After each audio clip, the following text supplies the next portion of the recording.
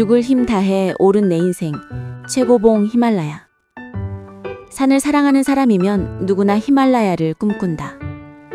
나는 드디어 그 꿈을 찾아 히말라야 등반에 나선다.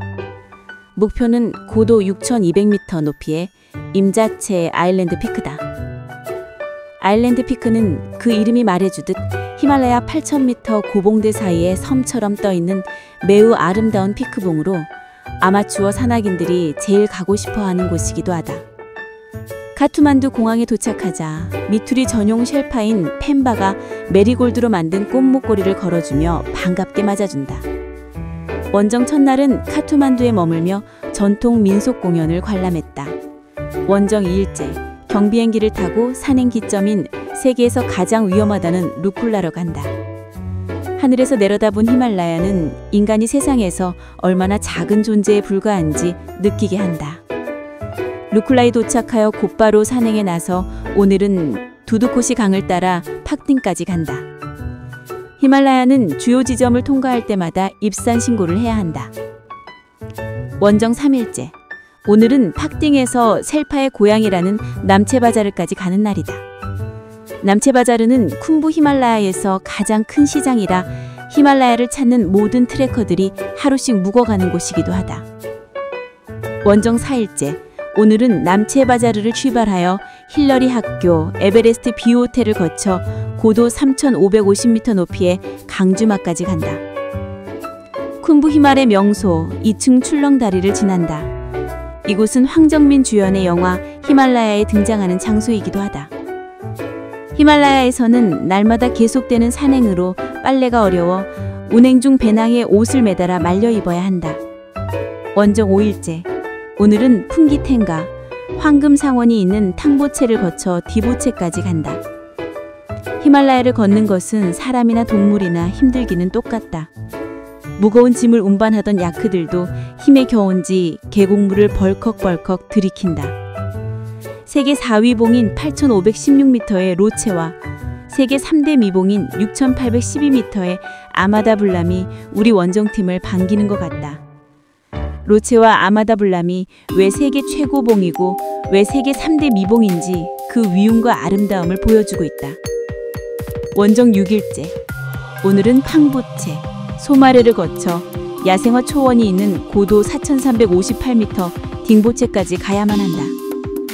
원정 7일차, 고도가 4,300m를 넘어서자 고소 증세는 최고조에 달했다. 고개를 숙여 등산화를 벗을 수 없을 만큼 머리는 아프고 초콜릿이 원래 쓴맛인지 착각할 정도로 입맛을 잃은 지 벌써 여러 날이 지났다. 밤이면 고소 증세가 더욱 심해져 밤새도록 끙끙거리며 뜬 눈으로 밤을 꼬박 샜다. 오늘은 딩보체에 머물며 고소 적응을 위해 고도 5,050m 나갈상 피크를 올랐다. 원정 8일차, 오늘은 고도 4,730m 지점에 있는 추쿤까지 가는 날이다. 여기부터는 등산로가 황량해지며 일반 트레커들은 잘 보이지 않는다. 원정 9일차, 오늘은 추쿵에 하루 머물며 고소 적응을 위해 고도 5,550m 추쿵리를 등반했다. 원정 10일차, 오늘은 고도 5,010m 지점에 있는 임자체 베이스 캠프까지 갔다. 우리는 빙하 호수인 임자초 옆에 텐트를 치고 2일을 머물며 급경사 디대에서 다시 한번 등강기, 하강기, 크램폰, 피켈 등 장비 사용 훈련을 했다. 오후에는 임자체 정상이 바라보이는 곳에 제단을 차려놓고 히말라야 신께 무사 등정을 기원하는 제를 올린 후 현지 시간으로 밤 11시 포터, 쿡 등 모든 스태프들을 베이스 캠프에 남기고 짙은 어둠 속에 셀파 3명과 함께 정상 공격에 나선다.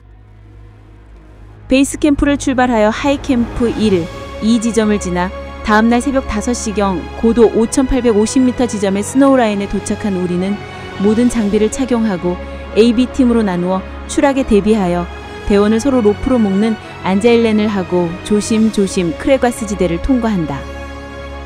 안전시설이 없고 폭이 좁은 얼어붙은 눈길, 길 양옆은 천길 낭떠러지다. 그 아래는 깊이를 알 수 없는 크레바스가 먹이가 떨어지기를 기다리는 굶주린 맹수처럼 입을 쩍 벌리고 있다. 순조롭던 정상 공격은 어둠이 채 가시지 않은 어수무태한 새벽, 뒤따라오던 B팀 쪽에서 연거푸 비명이 들리면 순식간에 공포에 사였다. A팀으로 앞서가던 나는 B팀이 사고가 났음을 직감했다. 그러나 경사가 급하고 구불구불한 크레바스 지대라 B팀의 모습은 보이지 않았다. 그렇다고 A팀 대원들이 B팀을 구조하러 돌아가는 것 역시 위험해 A팀 셀파 한 명이 B팀 쪽으로 가서 상황을 파악해보니 B팀 대원 4명이 모두 크레바스 지대로 30m 추락했으나 다행히 선도와 후미에 있던 쉘파가 순식간에 제동을 걸어 절벽에 매달려 있다는 무전이 왔다. 추락으로 기절한 대원이 깨어나고 1시간의 사투 끝에 대원들이 간신히 올라왔으나 2명의 대원과 쉘파 1명이 다리와 얼굴에 부상을 당해 쉘파의 등에 엎여 하산해야 했다.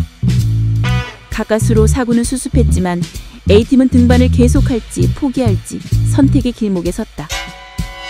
우리는 한참을 논의한 끝에 다행히 B팀의 부상이 크지 않고 이미 하산을 했으니 등반을 계속하기로 하고 다시 정상을 향해 나아갔다. 크레바스 지대를 지나자 이번에는 최대 난코스라 할 수 있는 300m 높이의 설벽이 나타났다. 쉘파의 말에 의하면 능선으로 오르던 루트가 무너지고 길이 없어져 정상을 오르는 직벽에 가까운 이 길밖에 없다고 한다. 나는 어깨에 메고 있던 카메라를 배낭에 놓고 설벽을 오르기 시작했다. 오른손은 등간기를 당기고 왼손은 피켓을 찍고 양발은 크램폰 날로 쉴 새 없이 얼음벽을 찍으며 죽을 힘 다해 나아갔다. 원정 12일째 오전 9시 30분 2시간이 넘는 빙벽과의 싸움이 끝나고 정상 공격 11시간 만에 드디어 임자체 정상에 섰다. 대원들이 태극기를 펼쳐들고 환호했다. 우리 팀에 뒤따라 정상에 오른 프랑스 대원 2명이 나를 부둥켜 안고 감격의 눈물을 펑펑 쏟는다. 8,000m가 넘는 고봉들 가운데 섬처럼 떠있는 임자체 아일랜드 피크 정상에서 히말의 바다를 감상한다. 전 세계 수많은 산악인들이 왜 히말라야에 목숨을 걸고 오르고 싶어 하는지 히말라야의 대자연은 그 해답을 똑똑히 보여주고 있었다. 신의 영역에 오를 수 있게 허락해준 히말라야 신께 감사의 인사를 드린다.